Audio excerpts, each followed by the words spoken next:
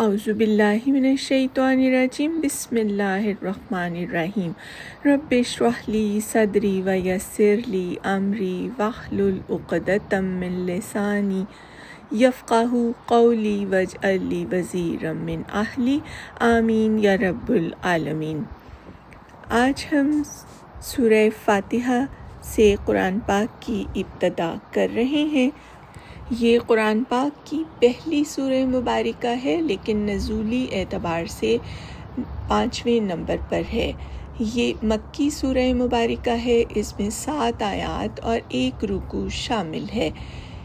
سورہ فاتحہ کو دوسرے کچھ ناموں سے بھی یاد کیا جاتا ہے: ام الکتاب، سورۃ دعا، سورہ شفا، سورہ رقیہ۔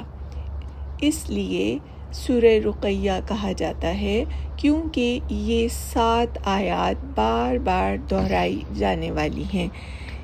اس سورہ فاتحہ کے بغیر ہماری نماز مکمل نہیں ہوتی۔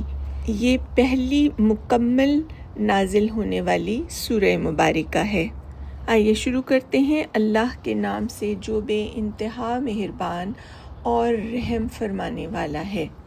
الحمدللہ رب العالمین۔ سب تعریف اللہ کے لیے ہے جو سارے جہانوں کا مالک ہے۔ الرحمن الرحیم، بہت مہربان اور نہایت رحم والا ہے۔ مالک یوم الدین، انصاف کے دن کا مالک ہے۔ ایاک نعبد و ایاک نستعین، ہم تیری ہی عبادت کرتے ہیں اور تجھی سے مدد چاہتے ہیں۔ اہدنا الصراط المستقیم، ہم کو سیدھا راستہ دکھا۔ صراط الذین انعمت علیہم، ان لوگوں کا راستہ جن پر تو نے اپنا فضل فرمایا۔ غیر المغضوب علیہم ولا الضالین، اور نہ کہ ان لوگوں کا راستہ جو راستے سے بھٹک گئے۔ آمین۔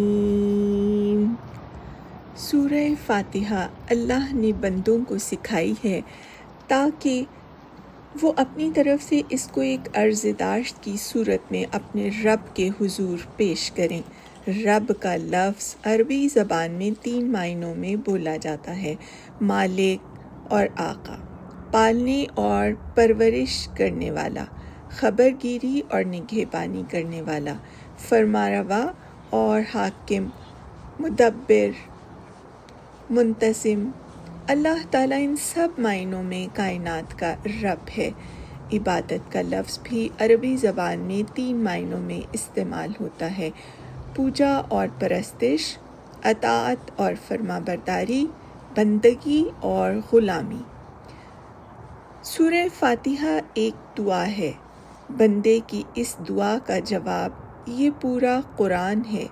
بندہ اپنے رب سے رہنمائی کی دعا کرتا ہے اور رب اس کے جواب میں پورا قرآن اسے عطا فرماتا ہے۔ سبحان اللہ۔